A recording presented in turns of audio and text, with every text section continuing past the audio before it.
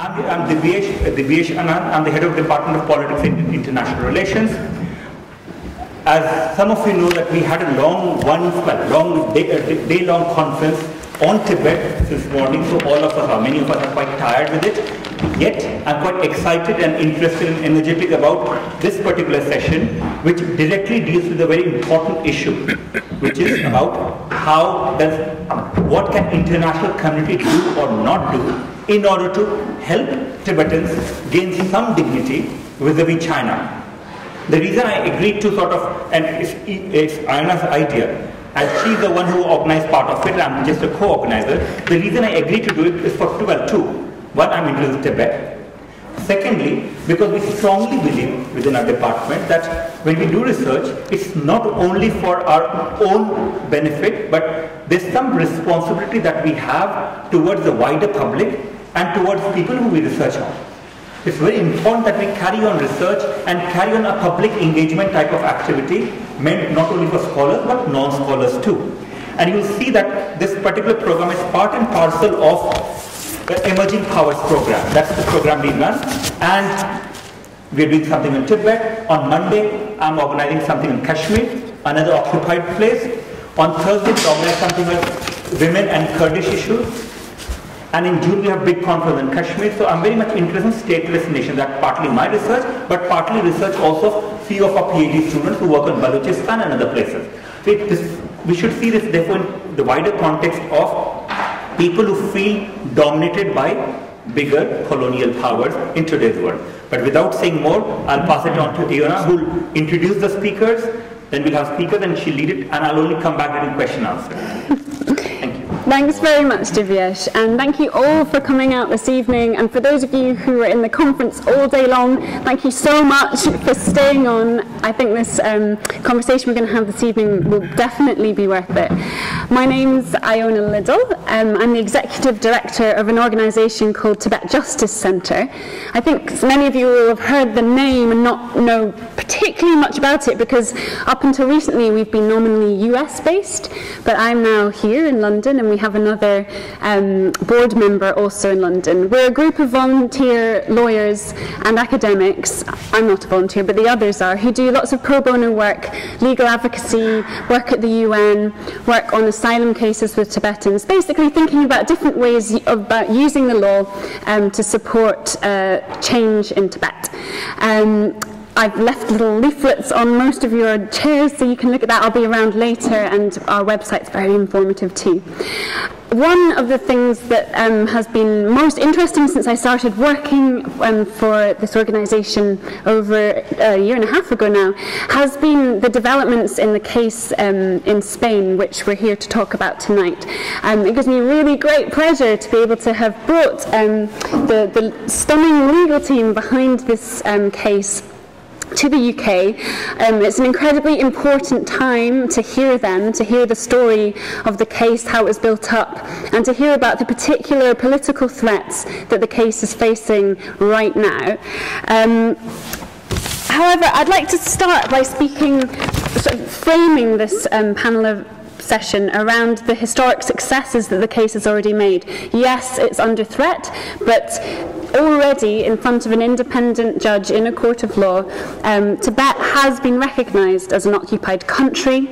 In 2006, the judge deduced that without a trace of doubt, the acts described in the lawsuit possess the characteristics of genocide. 8 Chinese leaders have been indicted on charges of committing serious international crimes, and as of the 10th of February, 5 of them have an order for international arrest warrants against their names. So these, whatever happens politically, this is a massive, massive landmark. It now sets the benchmark for the ways in which the international community can view the situation in Tibet, both historically and today, and that is really significant. Without further ado, I would like to pass on to our esteemed panel here. We'll have who I'd like to introduce just now, and they're going to be a lot more interesting than me. Jose, to my right, Jose Elias Esteve Molto is the author of the 2 Tibetan lawsuits and the main lawyer in both of them. It has been this man's main driving goal for the past 15 years since he first wrote a PhD on the situation in Tibet, and what he learned in that PhD prompted him into writing lawsuits. He is currently a professor of law at the University of Valencia. And Alain Cantos, next to me, met Jose, he said, in a rather auspicious meeting, bumping into each other in Dharamsala in 2001, which led to an absolutely indomitable duo being formed. Alain has been a huge part of the Tibet case. His organization, and forgive my pronunciation, the Comité del Apoyo Tibet, or CAT as I prefer to call it, they are a Spanish Tibet group who are the main plaintiff in the case. These men both worked tirelessly to get us to this point, and I would like to hand over the floor to them. Thank you, Alain. Thank you, everybody, for coming.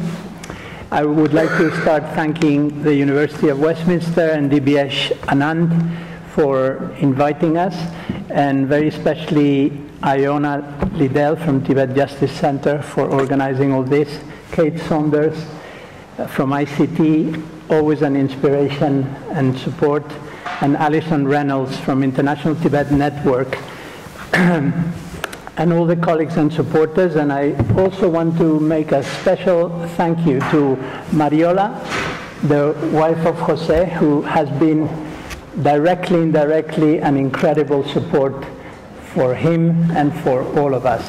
And I really think she should be recognized. Anyway, I also have to say that it's been one of the greatest honors and pleasures in my life to be able to join forces with Jose and helping in his amazing task.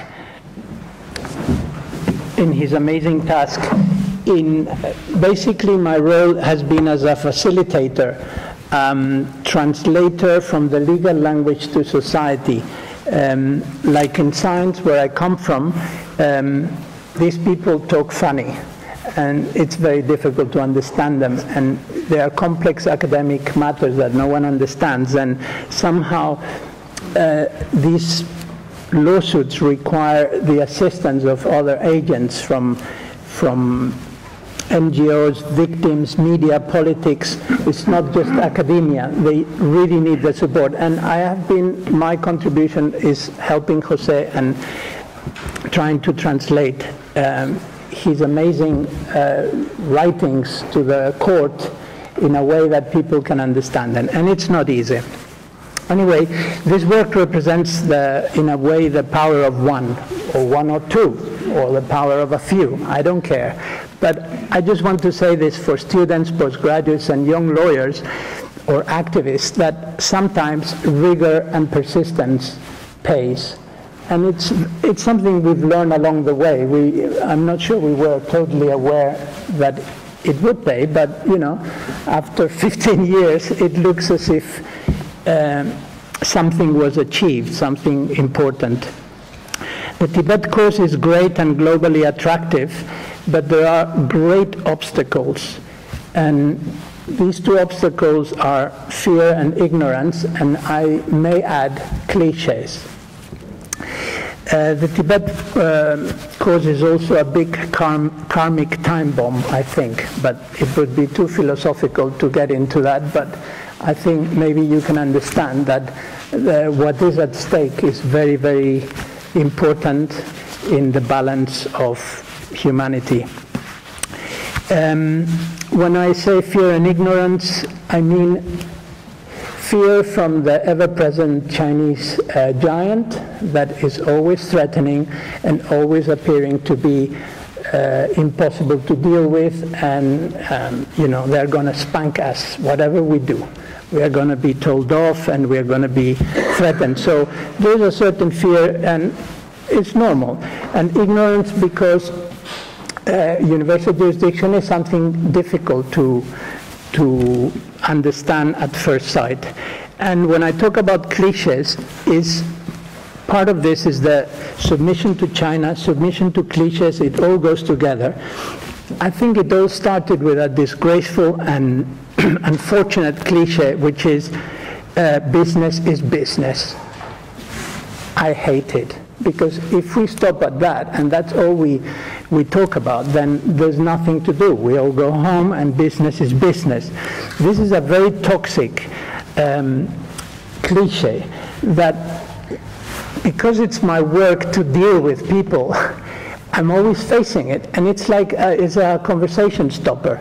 Oh, business is business, and then you really have to make an effort to continue the conversation, and it's exactly what I'm asking to do, is please continue the conversation. Don't stop at business is business or money rules, because it is like a paralyzing virus to the collective brain, and thus to the morale of those who are trying to do something more than saying that business is business.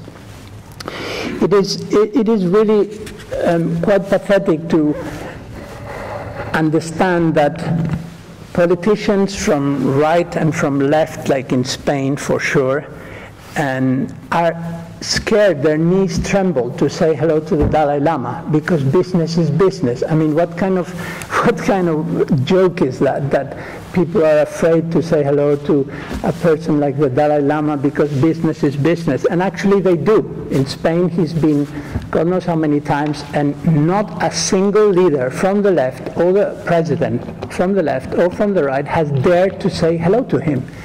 And of course it's not because they don't like him. It's because business is business. So let's go a little bit further, and not to mention Cameron in England. It took him, quite a headache to finally say hello. Then he was spanked because he said hello. I mean, it's always the same story. And how about Oscar Arias in Costa Rica? The president of Costa Rica, a fellow Nobel Peace Laureate, like the Dalai Lama, had to tell his brother, his fellow Nobel award winner, please, we may not be able to give you a visa. I mean, this is really, it's shameful for me that we get to this point. And then there is the other toxic cliches and headlines. Fear of repercussions. Excuse me, never quite explained what are the repercussions. We never really know what those repercussions is. It's like it's like a bubble that hovers in the news. Repercussions. What repercussions? Are they threats? Are they reality? You never really find out, because business has a normal way of happening. And contracts may happen or may not happen, and you never know whether it was because they said hello to the Dalai Lama. It's something very mysterious, but they always use it. And everyone says, yeah, it's really business is business. And that's it. And then who actually gets the assumed benefits in Spain? No, it's for the benefit of Spain. Excuse me, for the benefit of corporations. I mean, it's not clear at all who gets the benefit, but we fear that it is the big mining companies, the big nuclear companies, the big dam companies, and the big corporations like Telefonica in Spain. You know, they want to be the third largest phone company in the world, and they are the ones that are going to make the millions. And I'm sure that the people in the street are not going to see much of it. Also, it creates great unemployment. What about the unemployment? They never talk. They say business is business and it's good for Spain, but what about the unemployment that we have, that is in part created by the huge invasion of cheap Chinese materials and the basic annihilation of the productive system of textiles and leather, for example, in Spain. We used to be very good producing the textiles ourselves, and that was the mass of the workers. Jose knows from his region that this is happening. Huge warehouse, completely empty. It's more unemployment. So, excuse me, where is that benefit? I really would like someone to explain it to me, because it's anything but obvious. Not to mention now in England with the new measures. I mean, they're going to control your nuclear power plants. It's unbelievable. Is that a benefit? all I can say is good luck with the quality control and the manual of instructions of these things. Well, they're going to be Chinese, maybe, and because business is business. And then concerning the legal cases, there's more cliches to be mentioned. We cannot do that here. Everywhere we go, it's unbelievable. We talk to anybody and they say, no, we cannot do that here. Another conversation breaker that we should not assume. Universal justice, as he will explain much better than me, is universal. There's about 15 countries operating with it that have used it and applied it. And then they say the lawsuits and orders of arrest are symbolic. Well, that's not true either. And it's really, they always tell this. These things are symbolic. And it's absolutely untrue. Tell Donald Rumsfeld if it's symbolic. He's not going in a holiday in a hurry now, because he would probably get orders of international arrest. Silingo, the Argentinian army officer that used to throw people from helicopters, detainees, to their deaths. He got arrested, sentenced, trialed, and convicted to 1,300 years in a Spanish prison through universal jurisdiction. Tell Silingo if his sentence is symbolic. Universal jurisdiction may be slow and ineffective, but it does work. I mean, it's one of the few things that actually works, because United Nations, they just say things. They say nice things, but they don't do anything. They cannot.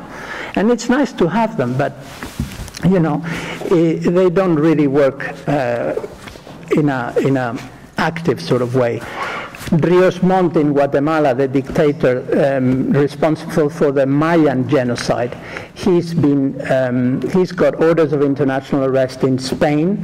He definitely cannot leave Guatemala, and he's been sentenced for genocide in Guatemala. Is that symbolic? I don't think so.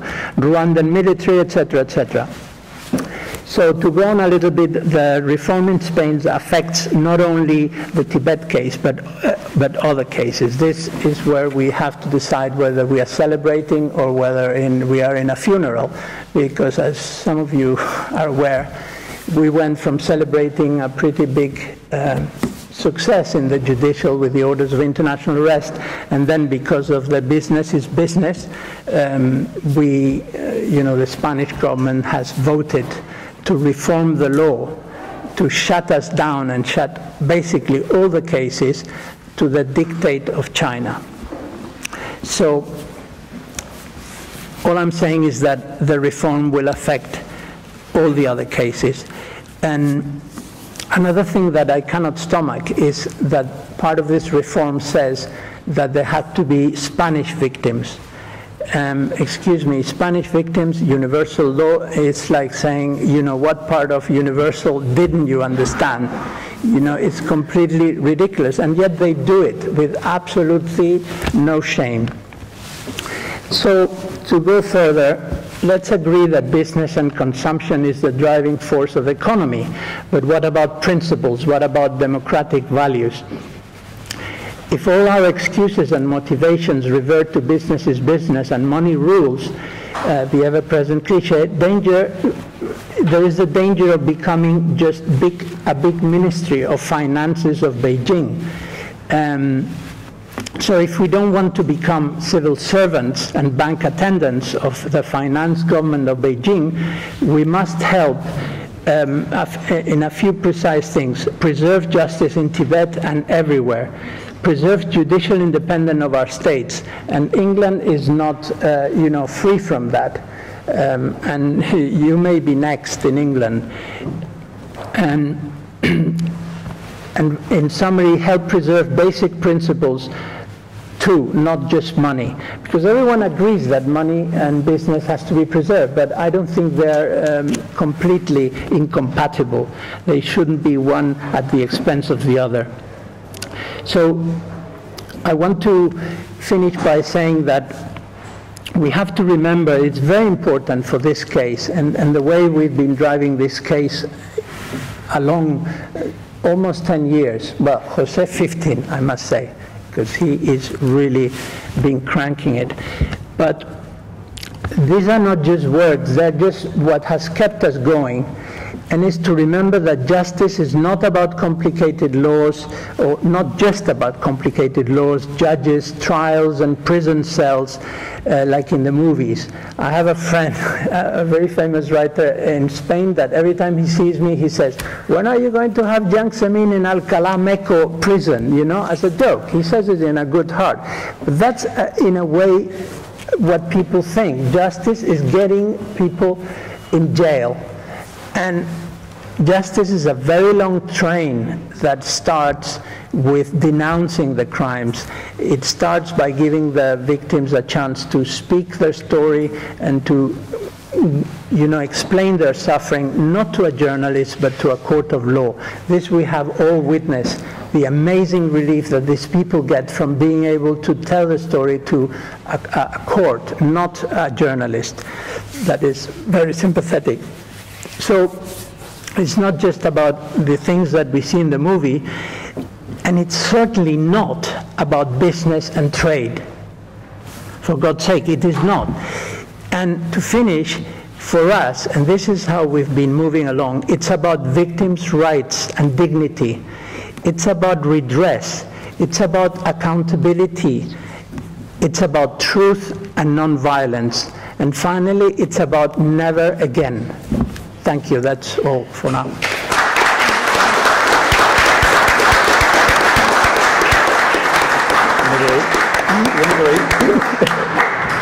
Thank you very much, Alan. I'd now like to ask Jose if he would speak. Okay.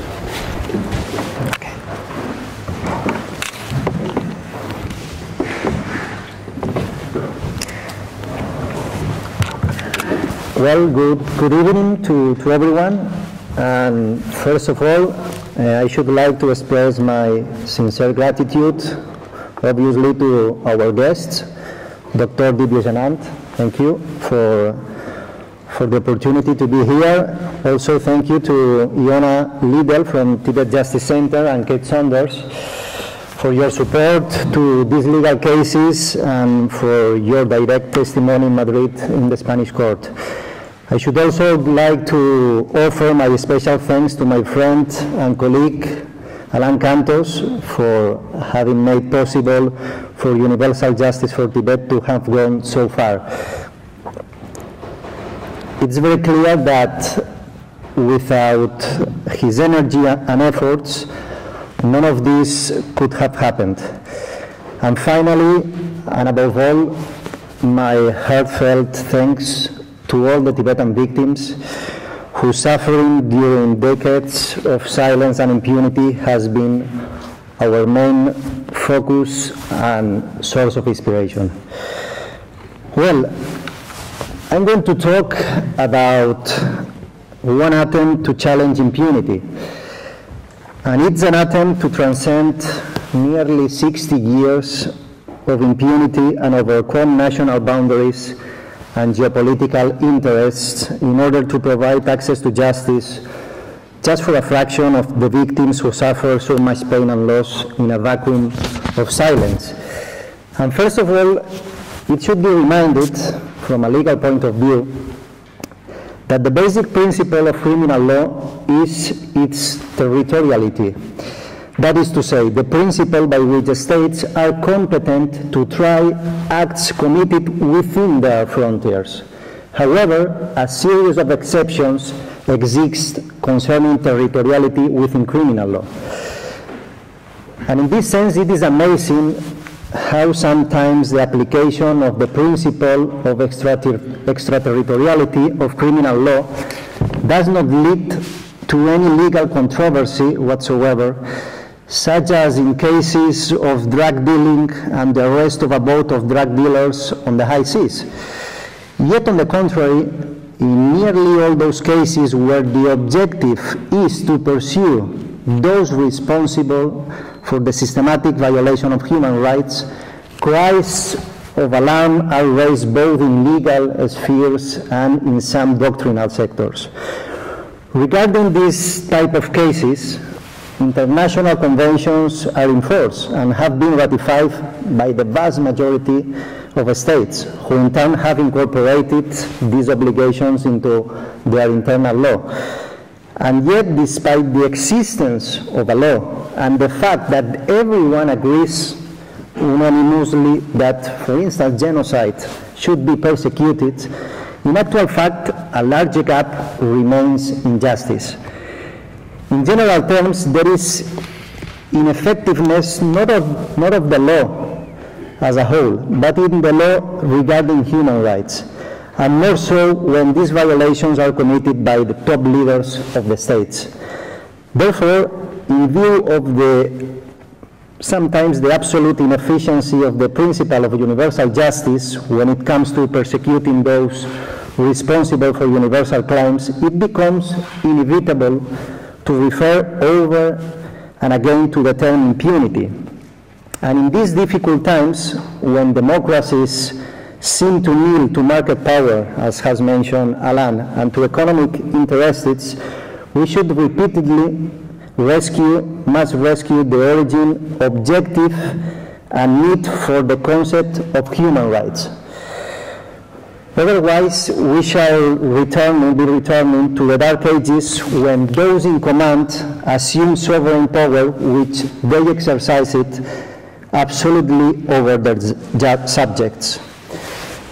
We should remember that the modern notion of human rights that was born from the French and American revolutions establishes that human beings are no longer subjects, but citizens, and that it is we and only we who hold the sovereignty of the state, we possess fundamental basic rights.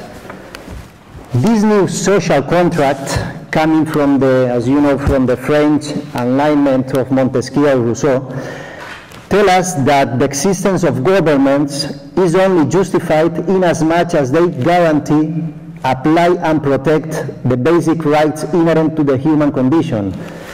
Human rights are thus the essential core of this social contract that legitimizes government as long as they fulfill their part of the contract, that of protecting their citizens.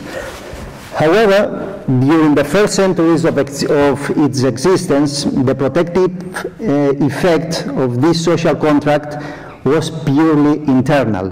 In other words, human rights were an internal matter of states, part of their sovereignty that did not allow for foreign interference. But this model changed radically at the end of World War II.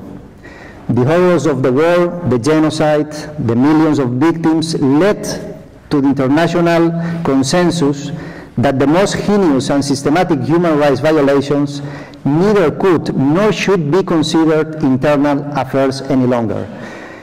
Their protection after that historic moment could not be left exclusively to national governments, and thus after the Nuremberg tribunals, the international community took over and assumed the application of this new universal social contract, a contract that should be guaranteed by national and international courts, invoking the so-called principle of universal jurisdiction.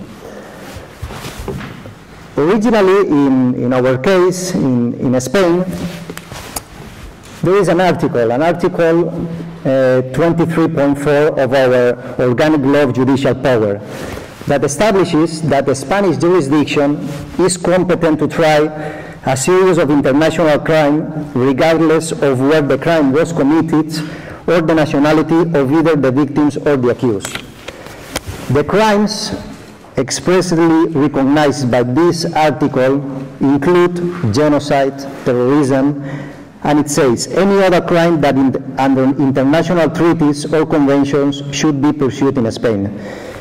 This should thus include, for instance, the crime of tortures together with all the crimes stipulated in Geneva Conventions, among many others. Despite Spain having very progressive legislation regarding universal jurisdiction, this law remained dormant until March 1996, when the Progressive Union of Prosecutors in Spain, led by our colleague and friend, Special Prosecution Against Corruption, Carlos Castresana, presented an unheard of denunciation at the Central Investigative Courts of our National Court, under the guarantee of this Article 23.4, in which they accuse the members of the Argentina military junta of genocide, terrorism, and torture. Few months later, in July of this year, 1996, the same association presented a further lawsuit, this time against Augusto Pinochet and top Chilean military officials for identical international crimes, not only committed against Spanish nationals, but also in this case against all the victims regardless of their nationality. The judge who investigated these cases, which the summary is called Operación Cóndor, was, as you know, Baltasar Garzón. Many different victims and human rights associations, not only in Spain, but from other countries like Argentina, Chile, other countries from Europe, United States, joined in these lawsuits and gave their testimonies of crimes committed by the dictatorships in Argentina and Chile. But this lawsuit drew the attention of the international community when on 16th October 1998, the dictator Augusto Pinochet was arrested here in London following the arrest warrant issued by Judge Baltasar Garzón. All the legal resolutions in Spain that arose from this case, particularly the writ of indictment against Pinochet, not only put into practice for the first time the principle of universal jurisdiction, but also the absolute interpretation of said principle in favor of the victims, encourage other cases of impunity to be submitted to our national court. All this absolute interpretation of this principle was not, however, been free from constant attempts to limit in the Spanish courts. And one of the main and first obstacles to universal jurisdiction became evident in our national and high court judgments on the Guatemala cause that has been mentioned also by Alan, when they used the principle of subsidiarity to close this case. In any case, also from almost a decade after the National Court began its investigation of events that had occurred in Chile and Argentina in the so-called Madrid trials, the first section of the criminal court of this national court in Spain issued the first guilty verdict against an accused. On April 2005, Adolfo Tselingo, mentioned also by Alan, was condemned to over 650 years in prison for crimes against humanity. And with all these precedents in 2005, in June of 2005, the lawsuit for international crimes committed in Tibet, namely genocide, torture, state terrorism, and crimes against humanity, was lodged at the National Court. This legal initiative was lodged with the Comité Apoyo al Tibet, CAT, exercising popular action, and seconded by the Fundación Casa del Tibet with Tumtep Wanchen as the private prosecution. This date, on June of the summer of 2005, was chosen to coincide with the presence in Spain of different Tibetan victims who had come to submit their testimonies at the summer courses in El Escorial at the invitation of the Judge Baltasar Garzón. The legal initiative refers constantly in all the pages to the rights enshrined in the organic law of judicial power, whose Article 23.4, as already mentioned above, declares that the Spanish criminal jurisdiction has competence to persecute genocide, international crimes, beyond its frontiers, quite regardless the nationality of either the accused or the victim or the place where the crime was committed. Once this lawsuit was lodged, the senior central court assigned the case by rote to the Central Investigative Court number 2 of our national court, which initially concluded that the Spanish jurisdiction did not have competence over the acts in question, as the case did not present any national connection with Spain. Finally, after appealing this decision, on 10th January 2006, the ruling of the appeal chamber concluded that the Spanish jurisdiction was competent in the case, without making it conditional on any element of national connection, thereby agreeing with a final decision by the Constitutional Court regarding the Guatemala case. Moreover, after examining all the facts and documents described systematically in the lawsuit, the panel of judges declared in a single paragraph that one can deduce without a trace of doubt that the acts described in the lawsuit possess the characteristics and descriptions listed in Article 2 of the Genocide Convention. And furthermore, after verifying the impossibility of prosecuting the acts in either Chinese courts or the International Criminal Court, as the latter, as you know, is not recognized by Beijing, the Spanish courts had full competence to investigate the acts denounced. As a result of the lawsuit being admitted, the preliminary proceedings began. And for years, tens of Tibetan victims, eyewitnesses, and international experts testified in the Spanish courts. And all despite the pressure exerted from the very beginning by China, which repeatedly has declared that the investigation into so-called international crimes committed in Tibet was a complete defamation, an absolute lie, and that it obeyed the separatist intentions orchestrated by the Dalai Lama's clique. In any way, faced with this Chinese reaction, the judge in Madrid decided to hear the rest of the victims and witnesses, but through rogatory commissions, in order to prevent their appearing in person in the Madrid court, which would have given the case greater publicity. So rogatory commissions were sent to different parts of the world where the victims were based, to the USA, to Canada, to United Kingdom, to Belgium, Sweden, Holland, Switzerland, and the most important one, to India, where the vast majority of victims live there in exile. The judicial authorities of nearly all these countries cooperated with the Spanish judge, but an unexpected turn of events took place on October 2007 when Interpol informed about the reaction of the central government of India regarding this petition of the Rogatory Commission. In this case, the Indian government's reply was completely devastating, as it concluded by saying that India did not recognize the principle of universal jurisdiction, therefore refused to carry out any judicial cooperation with Interpol, while arguing that the apparent crimes had not been committed on Spanish soil, so they declared that the Spanish courts were not competent to try the Chinese leaders.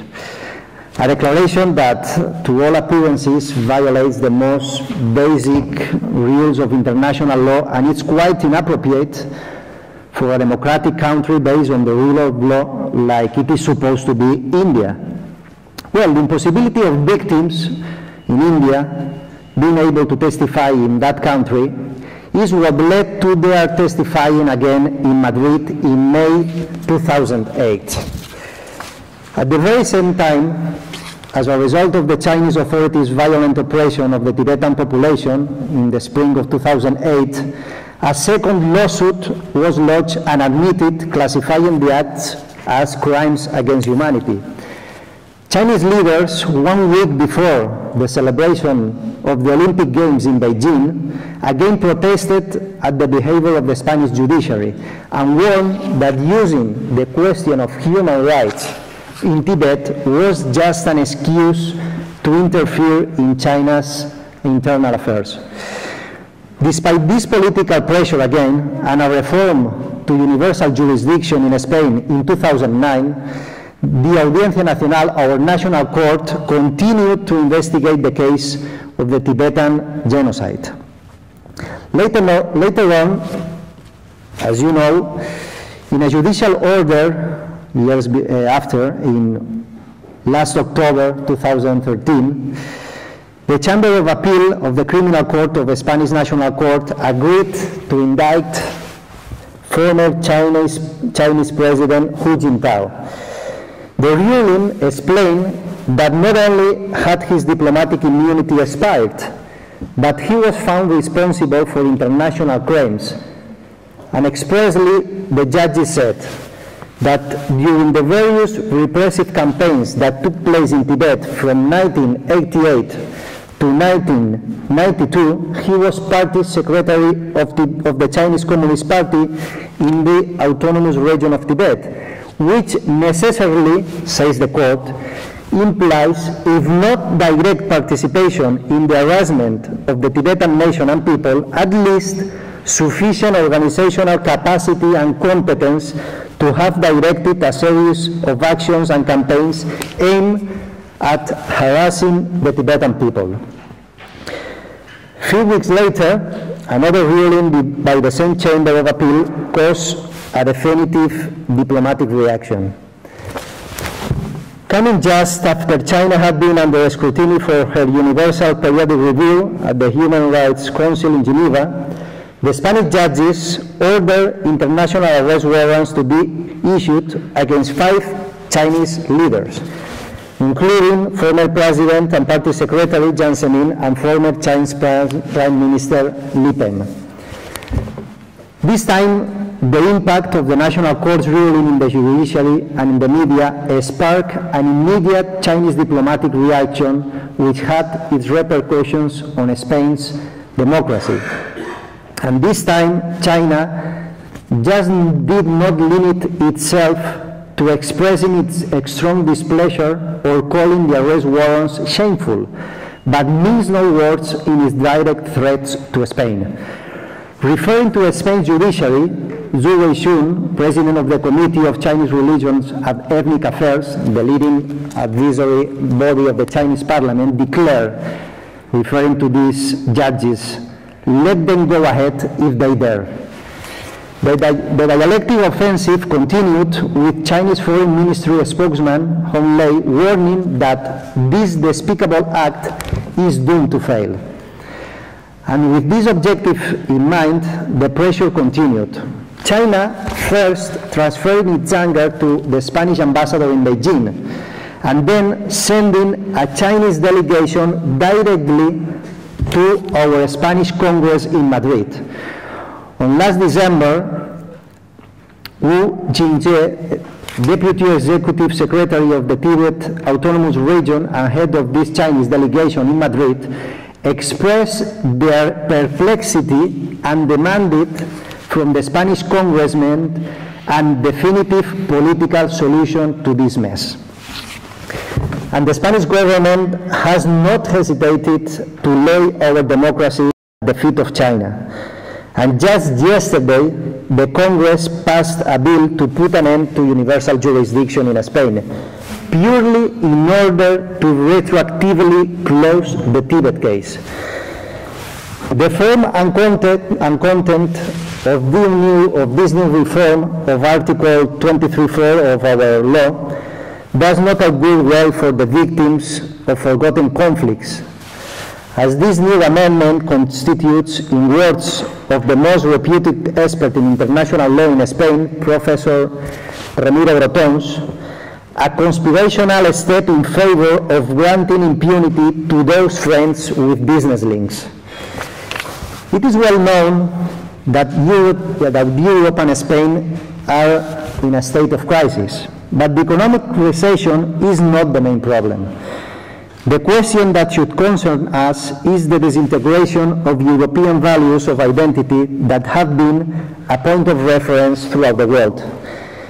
If democracy and respect for human rights in Europe kneel to China in order to save our economy, national debts and investments, we will irrevocably be creating more misery. Social, legal, ethical, and even democratic misery. And this kneeling to China would be the beginning of the end of the basis of democracy and freedom shared by these countries. This new revision of the Spanish law concerning the principle of universal jurisdiction proposes very important amendments and further restrictions to universal jurisdiction. For instance, the new article, the new draft, establishes that the Spanish courts will only have jurisdiction over genocide, war crimes, and crimes against humanity if the perpetrator is Spanish or is a foreign resident in Spain. The new law also introduces a new section that says that courts in Spain will only investigate these international crimes if the complaint has been just filed by the prosecution office, thus preventing the popular action that is recognized expressly in our Constitution. And finally, there is a transitory provision that clearly declares that the cases that are currently open at the time the law enters into force will be closed until it's proven that they meet the new requirements. None of the cases that are at this moment in the Spanish courts fulfill all these new requirements. And it's clear that the justification of the law is clearly to close the Tibet case. And few leaders seem to worry anymore about whether states should execute in good faith international treaties and the obligations that arise from them. And what appears to worry them most is that in addition to having a pedagogic effect and even an ethical effect, universal jurisdiction may become an effective instrument for bringing to trial leaders accused of international crimes, particularly if the offenders are citizens of any of the United Nations Security Council member countries, as US or China, that have not signed the Statute of Rome that creates the International Criminal Court. To conclude, the law and those who apply it should not remain in their ivory towers far from the reality of the victims. And what is more, the fight against impunity should not be limited to an international criminal court with different material and judicial restrictions and very limited economic and human resources.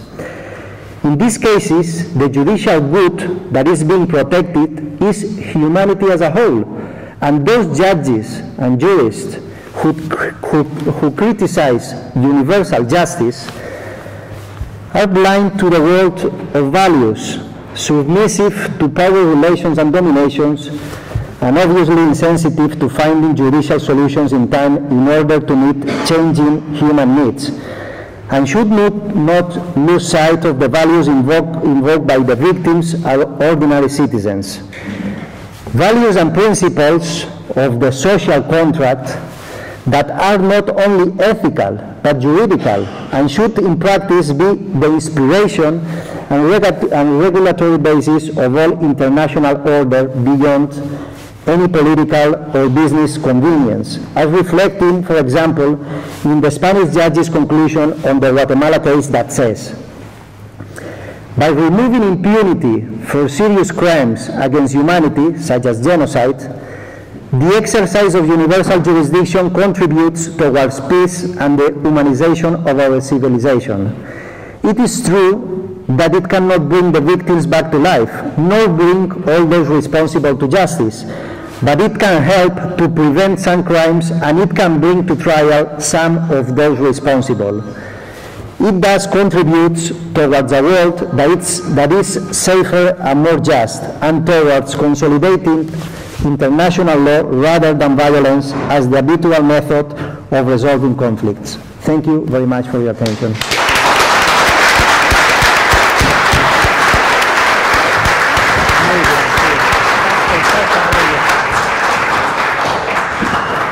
you so much, Jose, for a really thorough overview of the case and its setting in the really essential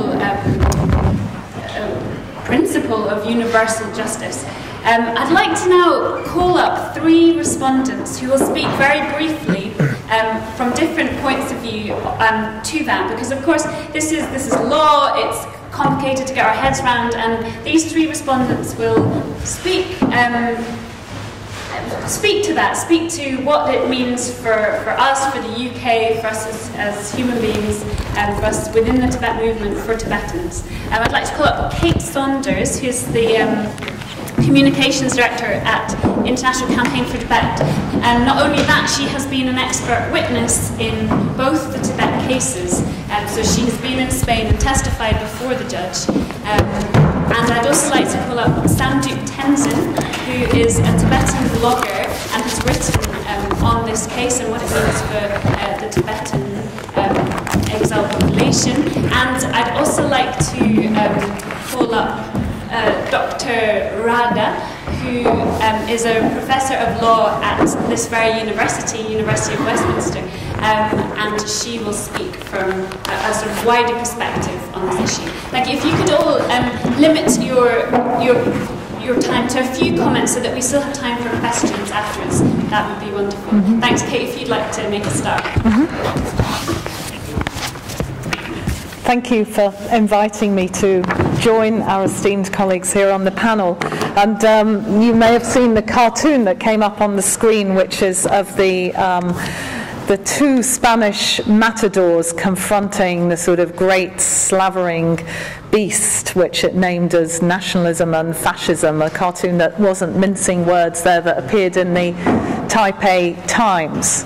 I've given evidence twice in Madrid, and honoured and privileged to do so, because what Alan and Jose have achieved is a significant and towering achievement which brings to light and reveals many things. And I'm not going to speak for long, I'll just summarize those very quickly. But first of all, they have used the mechanisms of the legal system, of an independent judiciary, which is one of the pillars of the democracy, to seek to assert accountability within the context of a party state that seeks to demonize and externalize blame at every possible opportunity.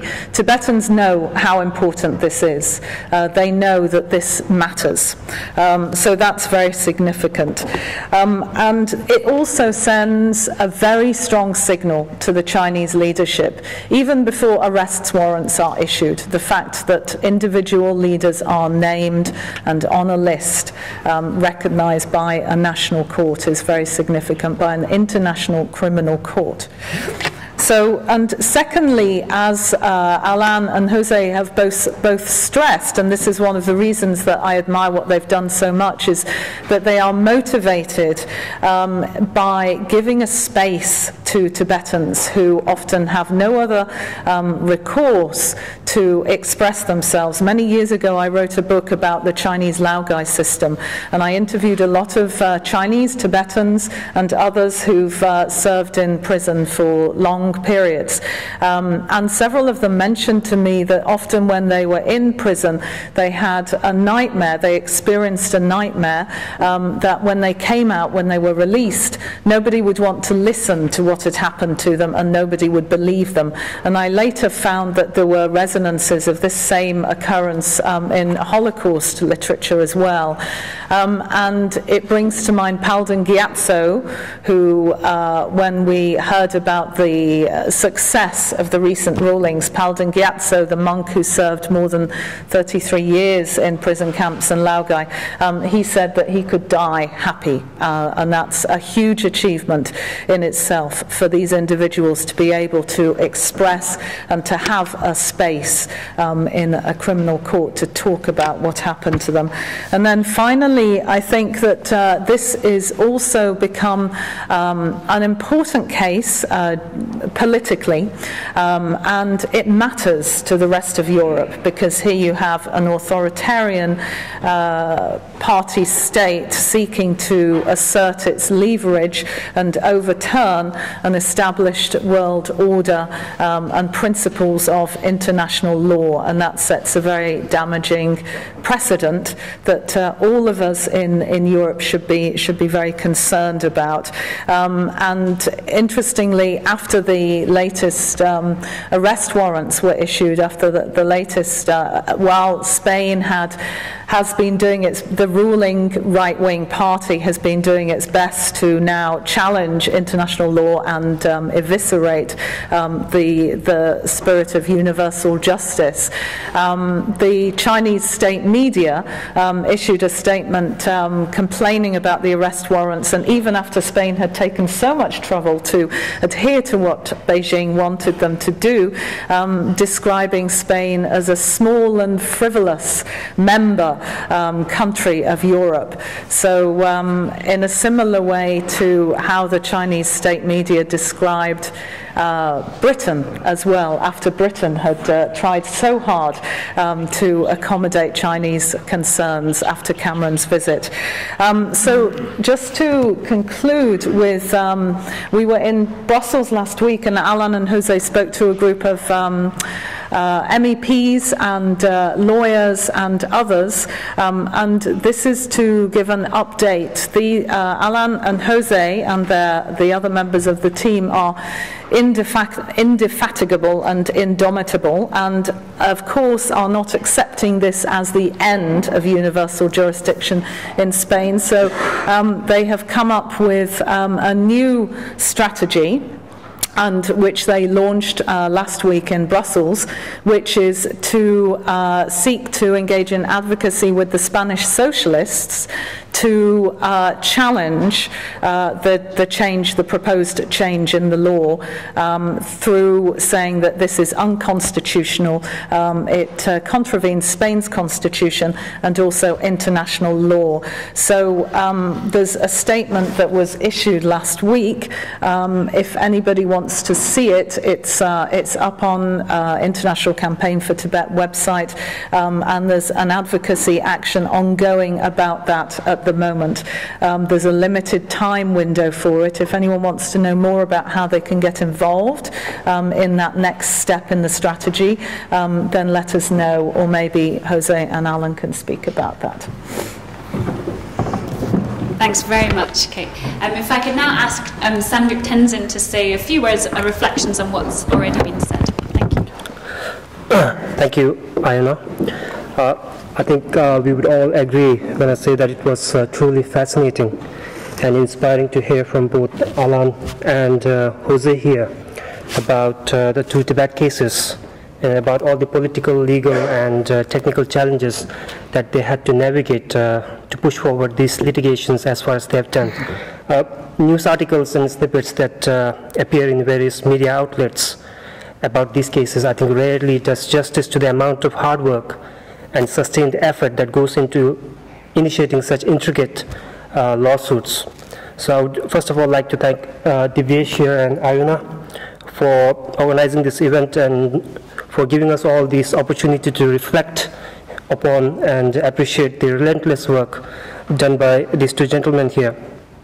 And most importantly, I would like to extend our gratitude, since I'm the only Tibetan on the panel, on behalf of all the Tibetans, to both Alan and Jose for their dogged persistence and determination in pursuing these two landmark cases, and for selflessly devoting a significant part of their lives seeking justice and accountability for grave crimes perpetrated against Tibetan people. As a Tibetan, I think the significance of these two lawsuits cannot be overemphasized. I personally cannot recall any other time in the last 50 years when an international forum displayed the courage and the resolve that the Spanish courts have to ascertain and establish the hard facts behind decades of systematic repression and subjugation suffered by our people. Chinese government can pull all kinds of strings and spend millions of dollars to paint a glossy picture of Tibet and Tibetans under its rule. But the fact of the matter is that there are still serious questions about the legality of the manner in which it has sought to secure and consolidate its rule over Tibet. So in that context, what these universal jurisdiction lawsuits have done is that they have, in a way, empowered the Tibetans to ask those legitimate questions and given us a rare avenue to recount our side of the story and to relate our collective experience as a nation under the Chinese rule. As Alan and Jose have said, the court heard from a number of former political prisoners, eyewitnesses, NGOs, and independent experts during the proceedings for the two lawsuits. The fact that the court ruled that there was significant prima facie evidence of grave crimes committed against the Tibetan people, and the fact that it issued international arrest warrants against 5 prominent Chinese officials, I think no mean feat. We might potentially be looking at the specter of our genocide case being quashed if the Spanish Senate approves the amendment bill passed by the lower house of the Spanish Parliament in the weeks to come. But I believe even in case of such an eventuality, this lawsuit cannot be dismissed as a mere exercise in futility or as an irrelevant legal blip. I say this for three reasons. I will just recount those reasons. Firstly, as Alan here has quite rightly pointed out, justice is not only about punishing perpetrators of heinous crimes and sending them to prison. It is more about denouncing those abhorrent crimes in themselves and providing victims and families of victims an outlet for their grief and their anguish. The catharsis and the closure that former political prisoners like Palden Gyaltso, who Kate spoke about briefly, and talked about Jigme Sangpo and all the Drapchi nuns who would have experienced after testifying before the Spanish court alone, in my opinion, is enough to pronounce these lawsuits as being successful. Secondly, if I'm not mistaken, the international arrest warrants issued by the Spanish court were technically executable until the time as the enactment of the proposed amendment bill into law by the Spanish Senate. Although Spanish authorities and Interpol refrained from acting upon these warrants, the indicted Chinese officials were forced to avoid foreign travels in the intervening period. This, of course, is a minor inconvenience and does not in any way compare with the suffering that is being endured by Tibetans inside Tibet. But the very fact that they had their unfettered freedom and liberty as an individual curtailed for a small amount of time is in itself, I think, minor victory for us. And thirdly, and most importantly, I think, even if our genocide case is thrown out after the enactment of the proposed amendment bill, it must be pointed out that such a situation will arise not because of the sudden discovery of legal loopholes in our case or misgivings the Spanish courts have developed about its merit, but rather because of unfortunate political factors and circumstances which are extraneous to the case. In other words, the judicial propriety of our genocide case under the universal principle law, under the universality principle of international law will stand intact. This might not seem like much of a triumph for us in the short term, but I think the Spanish court's verdict in our genocide case and hundreds of eyewitness accounts, victim testimonies, and expert reports filed, documented, and corroborated during the proceedings for the two lawsuits will, in the long run, only add to the legal credibility and legitimacy of the Tibetan struggle, especially when cumulatively invoked alongside other major legal pronouncements on Tibet, like, for example, the 3 UN General Assembly resolutions upholding the Tibetan people's right to self-determination, and also the International Commission of Jurists report affirming Tibet's de facto independent status before the Chinese invasion of 1950. To conclude,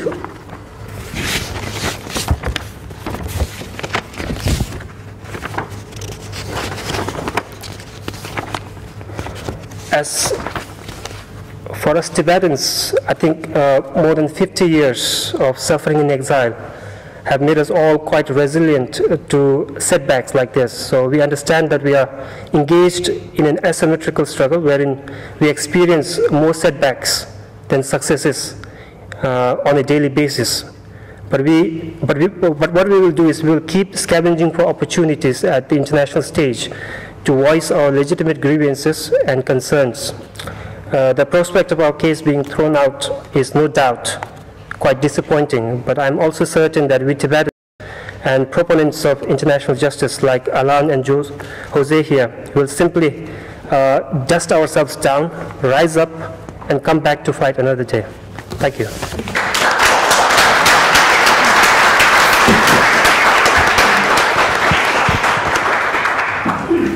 Thank you very much for that sound clap. And I'd like to ask our last speaker to speak briefly your thoughts on the matter. Okay, thank you very much, and it's a pleasure to be here.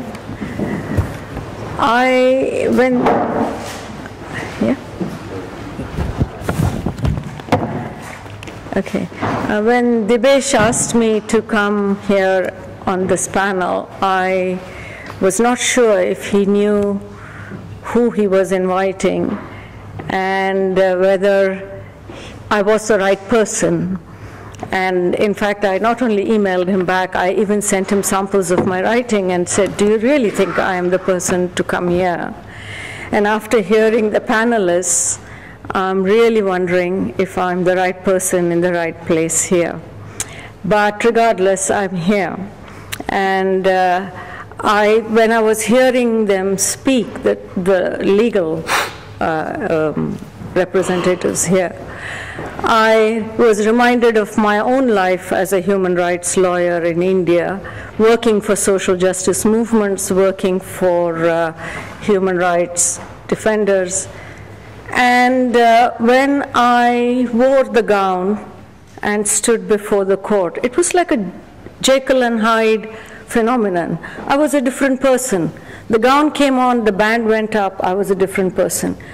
I stepped out, the gown came out, the band came out, I became a different person. And it is this contradiction that actually led me to throw away the gown finally and to become a speaker, whatever, do-gooder, anything that you want to call me. And so I am very appreciative of the kind of work that happens in courtrooms, and in an adversarial system. It's a very exciting moment to be in a court because you have good and evil. It's all very clear and it's laid out. And you are on the side of good if you're a social activist, if you're not appearing for the state, if you're not the prosecution lawyer, you feel there is a very good reaffirmation of the self. But having thrown out the gown, I want to step back from some of this and actually reflect on some of the wider questions around this. But I want to begin by really affirming, if the question is, has injustice happened to Tibetan people? There is no question about, there's not even a debate on that. Undoubtedly, what has happened is terrible. So I'll begin with that. However, I think that what has happened to that, why do I feel about that? Because we've talked about universal jurisdiction, but I think within each of us there is a universe, a whole universe, and that is what allows us to feel, I'm from India, I've worked there, but I feel for everyone, and I feel every nation should be able to live according to their own cultures, traditions, history, whatever it is. They should be able to change in the way they want to change, not because somebody else is pushing them to change. And this goes for Tibetans, it goes for Kashmiris, it goes for Baluchis, it goes for Nagas, it goes for Tamils, it goes for everybody. And that is why I say that's the universe within us that helps us to say not only the Tibetans, but the whole world, should be that way. And so I'll just, with that preface, there is a proverb in my language, and that proverb goes something like this: when elephants make love, the earth trembles, and when the elephants make war, then too the earth trembles. You see? And when I look at international law, it's sometimes like elephants have made rules on war and love. And they write the rules, and they have their laws of war and laws of love, and they do. And in this are caught a whole raft of people. Yeah. And especially those of us who come from colonial histories, indigenous people, Tamils, we know, we've witnessed this and lived through this for 7 centuries now. So we recognize some of the problems that perhaps those who have not been through that experience don't recognize. In fact, I've just finished writing something on the Gadar movement, which is just about the 1914s and whatever. And if you look at the architecture of the international institutions today, you have the Security Council, 5 elephants, and ultimately what they say go. We may speak about universal jurisdiction, and our own intentions is beyond doubt, absolute sincerity. But how is this going to really change any of those games that elephants play in this world? Yeah. So when I hear about Tibet, I think of the women in Fallujah, because some of them are trying to take a case. Because, with the war there, they use daisy bombs, and the women there have been giving birth to, disformed children because of the war. And the doctors have issued a medical advisory telling the children not to have telling the women not to have children. And what more injustice can you do to any nation that says you can't have children because they are victims of, whatever. And I guess that universal person in me asks, are we really, what are we doing? If the people who use daisy bombs in Fallujah, if they are not going to, if the universal jurisdiction is not going to extend to them, if the people, Palestine, 65 years, they've been out of a home, not different from the Tibetans. They've been refugees everywhere in this world, and they are still, looking for it. If people who have expelled the Palestinians, if they can't be brought to justice, if the waters of the Indus, by the way, is now being polluted because of the war in Afghanistan, so not only the Afghans, but the Pakistanis down below, because Indus River flows through India, Pakistan, Kashmir, that whole belt. And we are hearing reports again with doctors saying, check out if you're pregnant, because we don't know how your child is going to be. If those people are not going to be brought into, so there is something in this elephant fight that doesn't feel, where is it taking us and why? And then I start to wonder, why are we picking this elephant and not that? Are we not able to do it? Is it about having more lawyers? Should we all become lawyers so that we can all take up cases of women of Fallujah, Palestine, every other case in this world? And of course, there is a question of India, as you mentioned, and I could see why India did not accept universal jurisdiction, because there is a deal between India and China, if you hadn't noticed. Yeah? So you don't speak about Kashmir, we don't speak about Tibet. It's a deal. And therefore that makes me to think maybe we need to think about these things in a slightly different way. Yeah, and I don't know what that way might be. But I'm not sure if saying this elephant is good and not that, or that elephant is good and not this, is going to get us really anywhere. We need to be able to tell the elephants, when you fight or when you make love, the earth is what is holding you up. It's we who hold you up. And if we can't speak about that, then I don't know where this will go to. I just want to kind of come back to the business bit. Yeah. And it is true that it is business because merchants are merchants, and merchants will be merchants, and merchants are there to make money. That's their business. Yeah? The problem we have is that this whole legal system and the state system is created by merchants. It was merchants, the European merchants, who made this law. It was the European merchants who actually created this. And the merchant's world is always a dualistic world. There is a buyer and a seller. That's the merchant's world. Yeah. And I come from two worlds. I have studied Western law. I have practiced in Western, thing. I do international law. I teach my students public international law week after week. But I also come from India, which has a tradition of a different alternate philosophy, an alternate way of thinking that says merchants are important, but we should keep them in their place, limited to trading. But what we have now is a merchant's worldview that has become the human worldview. And so, therefore, the question for us is, are we just going to be lined up behind different elephants? You side with this and we side with that? Or is there another way in which we can really come out of this, and all of us, why aren't there more Kashmiris here? Why aren't there more, Kurdish people here? Why aren't there more, Baluchis here? I don't know if there are, but I don't know. Why aren't there more Tamils here? Yeah? Okay. Why aren't there more Tamils here? We have just witnessed in 2009 a genocide of the most massive proportions. Yeah?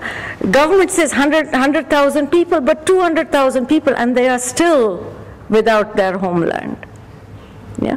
So I get a little uncomfortable about this kind of selectiveness which law necessarily imposes on us. It does, because I can't fight for everybody. I have to choose my case. Okay, I can say you do the Tibetan case, I'll do the Tamil case. Yeah, but that's where it stops, really. There has to be something, beyond this thing. I just want to kind of come back to, before I finish, this whole idea of what happens after the victory or after the defeat. Because in any case, or in politics, there can be only two options. There is either someone wins or someone loses, and that's the option. I'm also reminded, just before I'll just touch on something that I feel I should point out. We talked about universal jurisdiction, but if we look at international law, around us, whatever the world order that we have now, the international world order, it's all coming apart. It was the 1914s and the inter-World War years that this order was created. And everywhere it's coming apart, because in some places, the right of some of those struggles, we recognize it as self-determination. In other places, we call it regime change. So, self-determination becomes like an indefinable thing. International law doesn't define. Sometimes it says it's a right of people, sometimes it says nation, sometimes it says states. And so we live in this kind of confusion of not knowing where and how it will be applied as right of nations, how it will be applied or when it will be applied as deterrence, and when it will be applied as, and this is why I started off by saying, elephants fighting. I want to just conclude by saying, I said that either there can be a victory or there can be a defeat. There can't be anything third way in this. And if we look at it that, I was thinking of, actually, when you were speaking of truth and what was that? You said that this is about, not just about sending somebody to prison, but it is about truth and it is about justice and so on. And I was reminded of something that the Buddha said. Yeah. And one of the things that he said, and if I had a bit of time, I would have told you a little bit about the episode but I won't go into that but I will just stop with that because it might be a good time to remind ourselves of that, where he says that victory begets anger and defeat begets suffering, and the wise forego both victory and defeat. So I'll just stop there.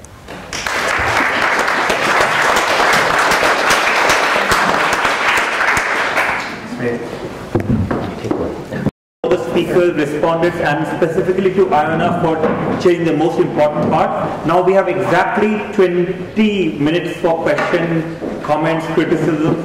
You can direct to one person, or you can direct to the entire panel. Who would like to start? Okay, first, we'll start with him. We'll come to you first here. Keep it brief and ask. Okay, how can I be brief? Try. I would like really, I'm a Tibetan who was born and brought up in Tibet.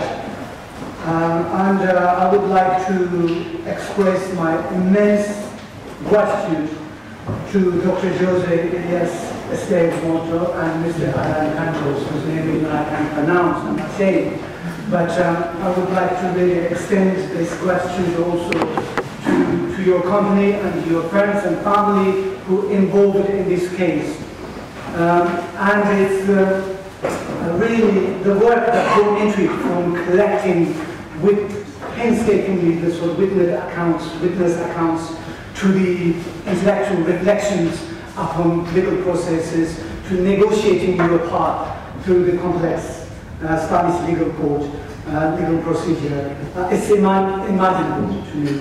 But I'm really grateful, and I would like to thank you on behalf of Tibetan friends and Tibetan people from inside Tibet who are really grateful to you and your heroes.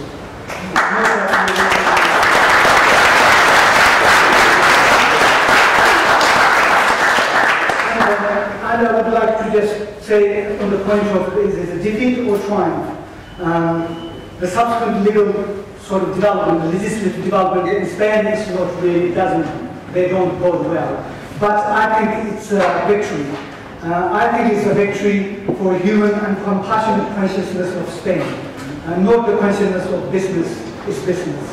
And I also think that it's still a victory because it sheds light upon the Tibetan tragedy and highlights UN and also other states' indifference to the plight of Tibetans, and it sort of exposes the injustice of current world political system and legal system. And I think it's also a victory because it draws attention to the defiant and critical spirit of Tibet, I think, which would be vital if there was a future birth of China's liberal democratic state there, that this critical spirit that Tibetans has never given up since the invasion of Tibet will also contribute towards the democratization. Okay. And sorry, and lastly, I really think it's a great victory because your tireless work on behalf of Tibetans and the victimized around the world shows the complex relationship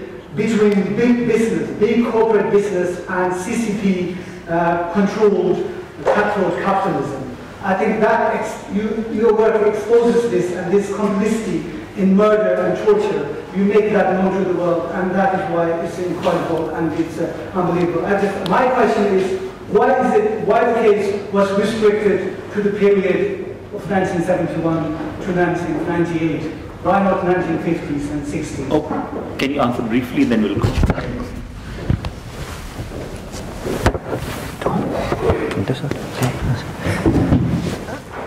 Concretely, the dates are very simple to answer this question. We can only denounce in Spain facts from 1971 because it's when Spain ratified the Genocide Convention. And in that date, Spain incorporated in our criminal law the genocide crime.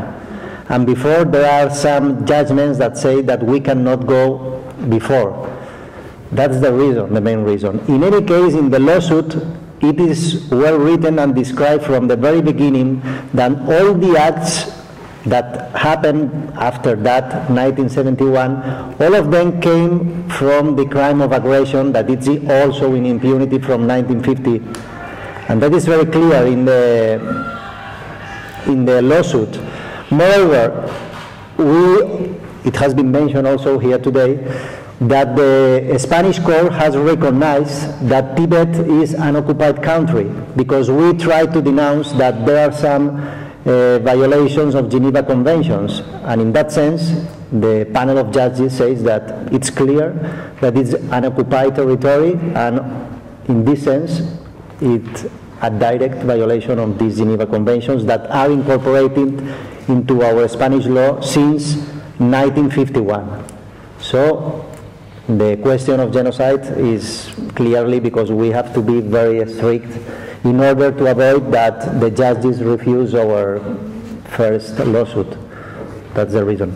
Now, I understand thanking part of it. You can always hug them, kiss them, and thank them later. Because we have to make sure that the comments are completed. Now, I remember, in fact, I like the fact that you explain why it's so important for so many Tibetans here, but also in Tibet. But, let's move on. If you have a question or anything, yes. According to nationalism, every race in this world have their own rights to establish their own country. They have their own culture, their own history. And so does the Jewish people establish Israel. So my question is, Scotland people, they have their own language. We see Scottish, they have their own history, and they used to be an independent country. And what do you think of if the Scotland people establish their independent country? Is Scottish independent, would it be a good idea? Or do they have the right to form their Scottish independence Actually, is a good maybe idea. Iona should answer that. Scottish. We have a Scottish here. Yes, we should, but that's my view. Anyone wants to? We have a Scottish legal expert. I think that it's proper and right that every group of people have the right to self-determination. I think as a Scottish person, it feels amazing that in September this year I can use my right to self-determination and make a decision. I actually haven't made my decision. The conditions in Scotland under UK rule are very, very different compared to the situation in Tibet, of course. And so, I don't know my decision, but I think that the fundamental principle of people's being able to use their self-determination to decide who governs them or the ways in which they govern themselves is, fundamental. I think it's an interesting question, and each case is different. We have the same with the Catalans, who are now wanting to do a referendum like in Scotland, except Spain doesn't let them do a referendum because our laws are slightly different. And so we have a bigger problem than Scotland, which is a legal referendum, because in our country it's not sure it's going to be legal, the referendum, and therefore binding. In any case, I think the self-determination of people is a recognized right by the United Nations, and the right of Tibetan people to self-determination is absolutely a United Nations and international recognized right, and I think it's a very good idea, and it would relax this tension between the middle way and Rangzen that is upsetting us all a bit, because everyone is getting a little bit polarized, and we think it's a good idea. Yeah, I think that's a very interesting question to ask at this point when we are talking about this, because I want to come back to the comment about business is business. And if you look at the Scottish referendum, the Scottish people want a referendum because they think they have a common culture, history, whatever it is, and they don't want to be bossed by UK or whatever. But at the same time, if you look at how it's playing out, the business is very much operating there. Cameron says you can't be part of the pound. The banks are saying that they are not going to trust the Scottish currency when it comes. European Union says, oh, we are not sure if we are going to take you in. The shipyard, what is going to happen to the army? So you can see how the business is playing out. And ultimately, I don't know, some people think that the referendum is lost already because they have played the pound card. So I think that's a very, very good example of how these things really play out between the desire for people to have their own nation and their self-determination, and then the business bit. The gentleman there. Yeah, I'll come to you. Yeah, business is business, you say. I guess what is happening in Spain, it's a story about the carrot and the stick, or sanctions. And if I got it right, they were both in Spain, and it was quite narrow. So there must have been quite many politicians who got the treat from China and who didn't give in. I would like to know a little bit about what they say. What was the message? What was the threat? What was the carrot to make a majority vote like what did happen in Spain? Can you elaborate? Yeah, well, actually, it was a very small majority, but it was all in the hands of the PP, Partido Popular, center-right wing, and absolutely nobody else voted with them. Even their natural partners from the center-right didn't vote. So it was only because they have parliamentary absolute majority that they could pull it through. Everybody else is against it. And about the threats is one of the things I said. You never quite know what these threats are. You never quite know what these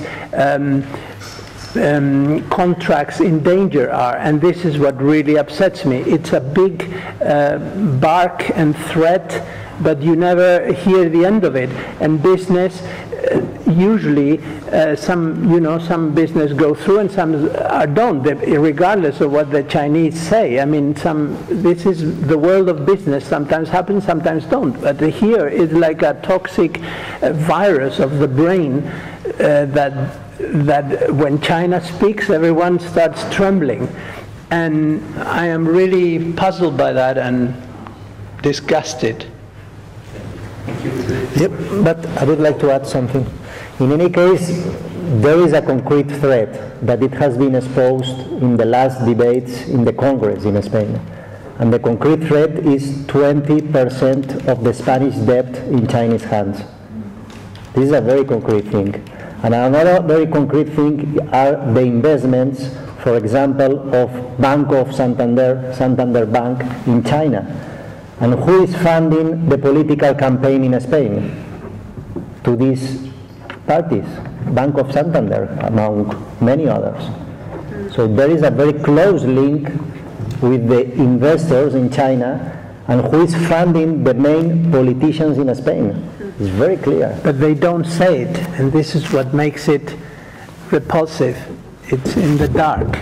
I mean, we know these things, but they don't openly say it. So it is a concrete threat, but a silent threat.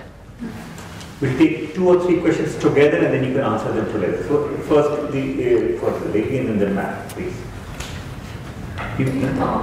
Okay, thank you for helping me to be aware of the power of international law and also for giving my innocence about the international law. And my question actually is, have you had any kind of lawsuits against George W. Bush for launching the war against Iraq and also torturing the prisoners? Because we're thinking about human rights. Yeah. Thank you. Very good question. I'm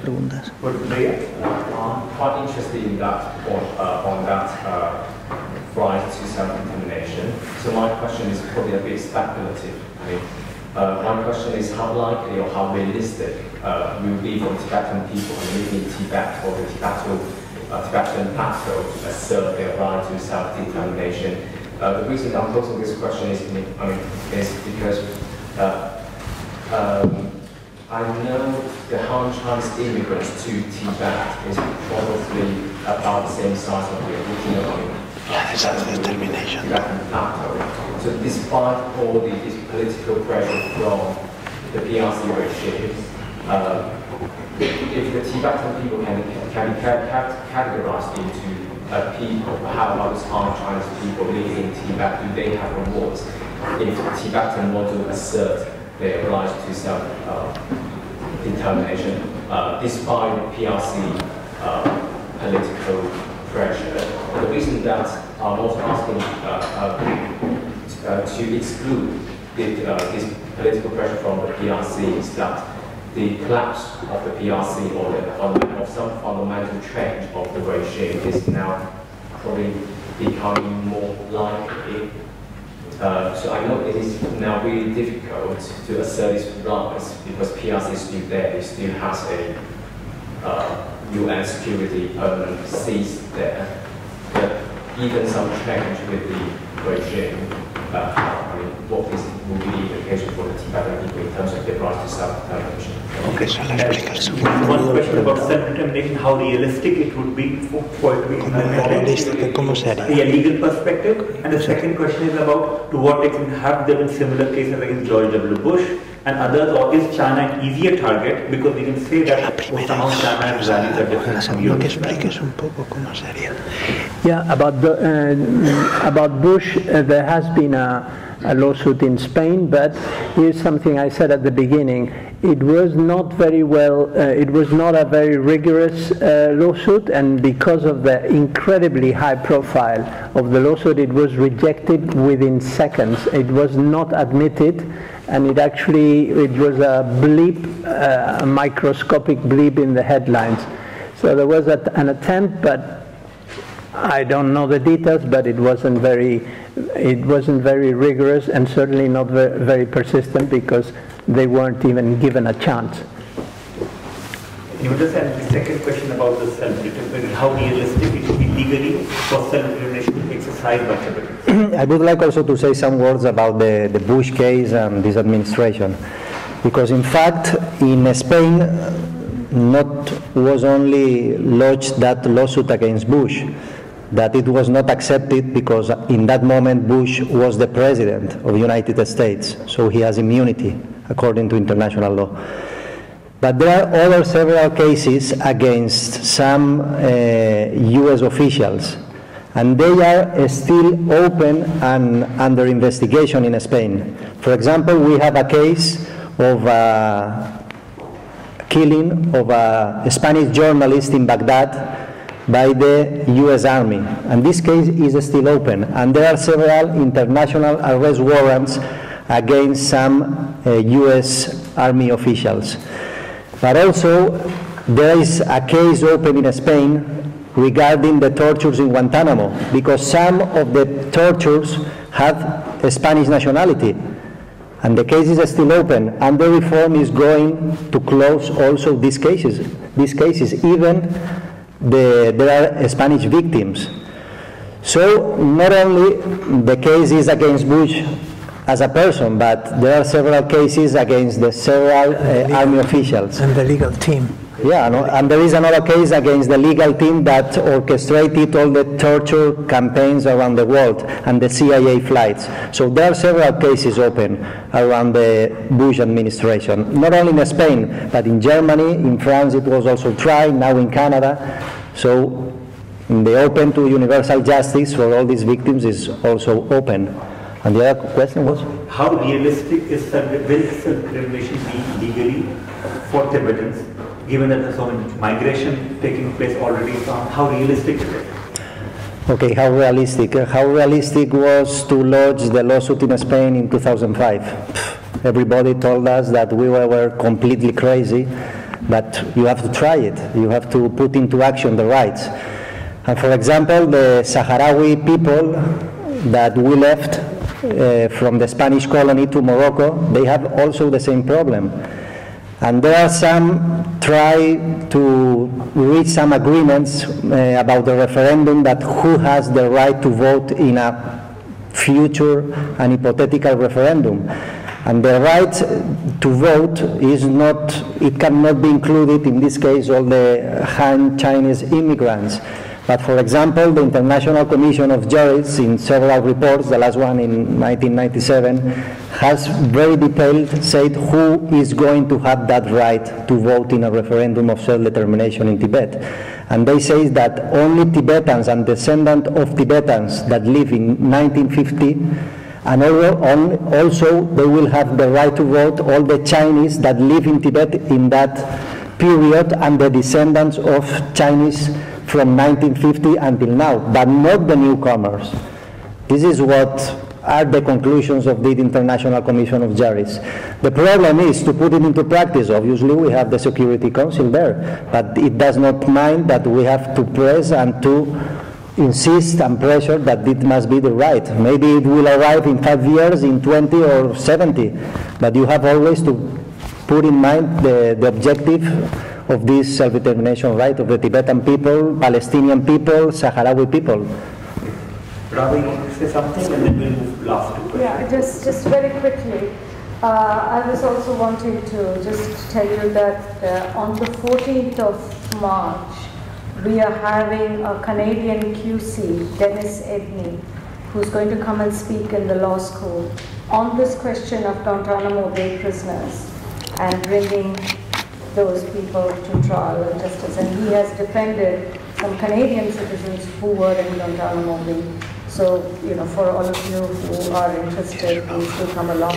But I also wanted to say that there were two civil liberties organizations, one based in New York and one based in Frankfurt, who brought a case, or who tried to launch prosecution against Bush in Germany. And during the G8 meeting, one of the things that came out was that United States made it very, very clear that the consequences of pursuing the prosecution will be very serious. And then the prosecution's department dropped that case. So I just thought that. Last two questions, one was there, and okay. Quick, we'll have three, okay. Let's start with him, and then here, we'll take three. Actually, I'm interested to bring another case in front of this panel that is about the Balochistan. Few words about Balochistan, which is the 50% of Pakistan territory, and few population is very less. And it's also a similar kind of history like Tibetan and Kashmir and all over the world. Status people, they are suffering from torture and brutality of this state. So right now, there are 18,000 Baloch people are missing, and 200 dead bodies are found in different places and tortured and killed. Since the October, the voice for Baloch missing person, including the children, elderly men of 72 years old with 11-year-old, and either they walked for 2,500 kilometers from Balochistan to Islamabad capital. The reason was only to present their case in front of United Nations organization, what the brutality of Pakistani state is doing with them. My question, which I'm interested in, the help of China, the Pakistani government, they're exploiting the government, the port, Sindh, recorder, theater, huge mineral resources. In this case, in front of very good people in this eloquent world, what this panel, and if there will be a suggestion in case of Balochistan, and what the International Court of Justice and International Court of System they can do for the suffering of the Baloch people. Can something be learned from Tibetan case in Spain in order to help Baloch people, right? That's one. Two questions very quickly. Yes. I wanted to ask you about, you mentioned the struggle against impunity. And in my opinion, I think the legal system is one way to erase the culture of impunity. But I think it's also a very unjust way as well, because I personally am very cynical of the criminal legal system, and I think it has a lot of shortcomings. So as lawyers, what are other ways that you see that one can eradicate the culture of impunity and target it? As well, have you ever considered and thought about prosecuting companies, Spanish-led companies that actually are breaking the very rules and frameworks that compromise their values when they can. And final question. My question is linked to that question also. It's really about, Anna, you're saying you're going to dust yourself up and and get beyond the setback with and Kate alluded to some new strategy that you have. So we kind of wanted to hear what the next steps were for the team and what you're planning for the future. Esa la contesto yo. Final words. Balochistan. One was, what advice can you give for, let's say, people similar to Tibet, Baloch in Pakistan? This is the same thing. What advice can you give to them?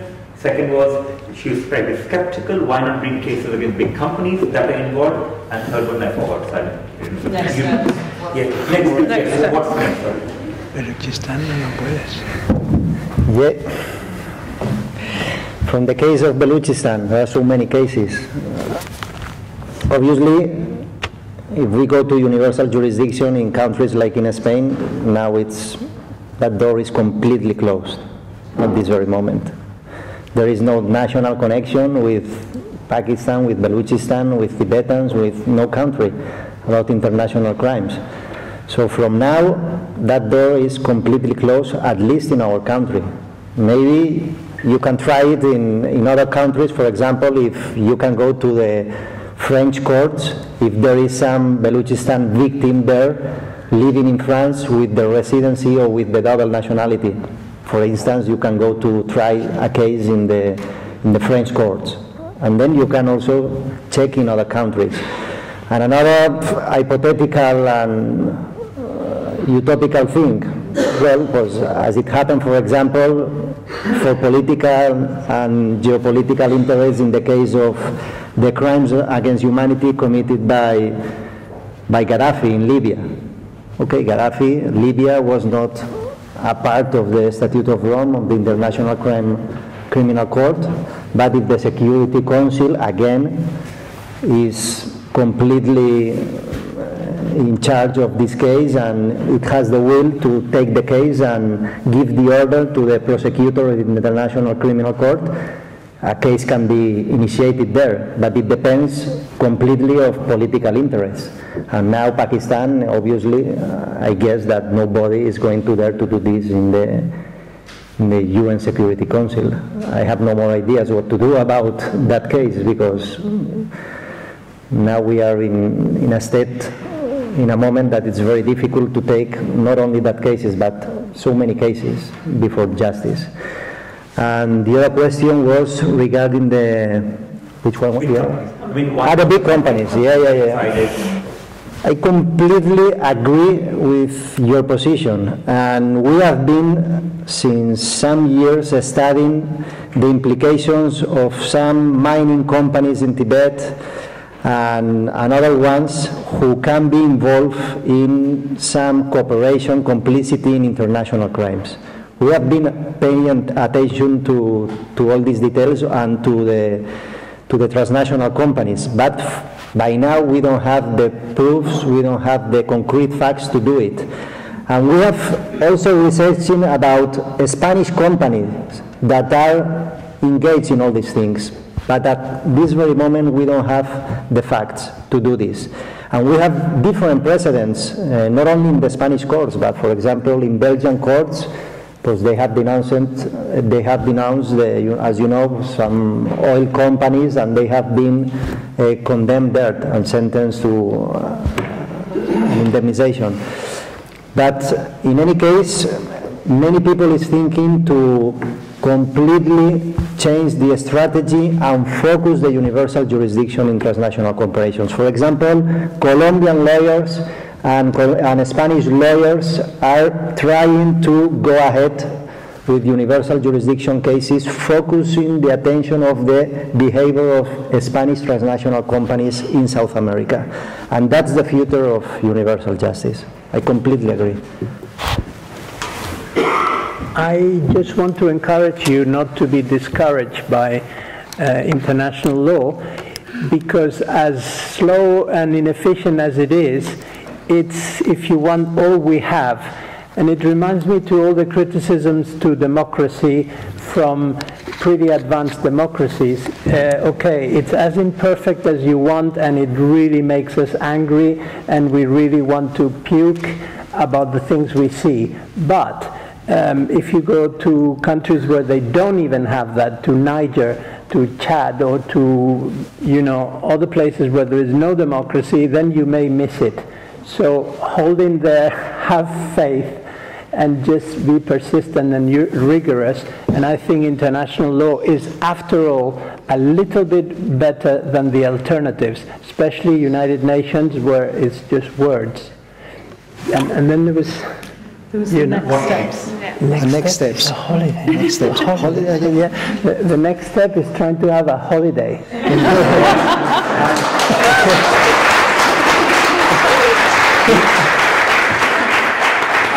Well, actually, no. That was a joke. That was an easy joke. Well, Jose will probably have something even better to say, but the next step is trying to make that there's no domino effect. I mean, as far as you can help that, which is you never know. But trying to, what happened in Spain doesn't happen everywhere else, and maybe help inspire other people, other lawyers, and other countries to do similar things, because they have a higher geostrategic power. And so keep itching. You know, we're not going to free Tibet from international law or with a flag, but we are going to make it difficult. We're going to make it known what is happening. You know, that's the only thing we can provide. A little bit more truth, a little bit of accountability, and just making it difficult until they implode, because they will eventually implode. Their finances are completely unsustainable. Their environmental policies joined with their finances are unsustainable. So give them enough time and they will implode, and we just kind of make it easier. Yeah. So very quick, last half minute, anything other speakers here. I'll just make a very quick response to my Baluchi brother here on your thing. Now, Pakistani state, it is true, is doing terrible things to Baluchi people, but it is also abducting and killing Sindhis. It is abducting and killing Pashtuns. It is abducting and killing Punjabis. So I think that there are issues there when we talk about the state, and we shouldn't think that it's only doing it to one. And that, when we look at it like that, then we look at a bigger solution. The second thing I want to remind you is, in our history, if you look at 1914, yeah, the Baluchis, the Sindhis, the Punjabis, the Bengalis, everybody fought together, and we had a government in exile in Kabul. Maybe we need to go back to that history and ask ourselves if we can revive it or do something to bring it back. Fine. Jose, you want to say anything? Just responding to Rebecca, which is one very practical thing that people in this room could do, is to get in touch with your MP or MEPs to seek to pressure Spanish politicians, Spanish national politicians, to challenge this change to the law. So, and that is something that can be done. An appeal can be launched about the unconstitutional nature of this reform to the law in Spain. There's a window of opportunity to do that. And so we're asking MPs, MEPs to pressure Spanish socialist parliamentarians and others to do that. Jose, you want to say anything in the end? Yeah, we'd like to... You already have given so much hope. No, I would like to give a final thought about what it has been said about if this is a victory or a defeat. I don't really know if it's a victory or a defeat. I think this is a thing that must be said by the victims. All this work has been for them. They will make the judgment if it's a victory or is a defeat. Just from our personal point of view, I can only say that we have just followed our sense of universal responsibility, and we have just followed our dictates of our consciousness. I don't know if it's wrong or if it's true, but we cannot avoid to do that. It's a victory, it's a defeat, I don't know. It's not my question to decide this. No, that's, in fact, that's very good, very important to know that in the end it's the victims whose agency matters most and whose voice should matter most. We bring to an end the long, this session, but also the long day of conference. And thank you to all of you for being here, and thanks most of you to, especially those of you who have been since 10 o'clock. My back is almost 30 a lot. I can barely stand. But I thought I'd end by showing you, remember this, which Kate pointed out. When David Cameron, he did everything possible to try to appease the Chinese, and they said China won't fall for Cameron's sincerity, and then they said Cameron administration should acknowledge that the UK is not a big power in the eyes of the Chinese. It is just an old European country apt for travel and study. They have gradually become the habitual thought for Chinese people. So basically, you can keep trying, you will still not care. So that's part and parcel of how any strong state, or most of the very strong states may behave, specifically even if you give up the hypocritical principles you have, right? And on this note, we had this discussion, in fact, in November, is the Dalai Lama bad for the West? This is part and parcel of trying to make that argument, that saying that economically somehow we get hurt, where there's no logic to that argument. We were trying to challenge that. So on that note, I'd remind you that in case you want to be interested in keeping in touch about events we do on Tibet or Kashmir, which we are doing this week onwards and in June also, or Balochistan possibly, or Kurdish issues, or any stateless nation, please feel free to keep in contact with me. My name is Divyesh Anand. It's a very odd name. You can find me easily. And in the end, thanks to all of you. Thank you.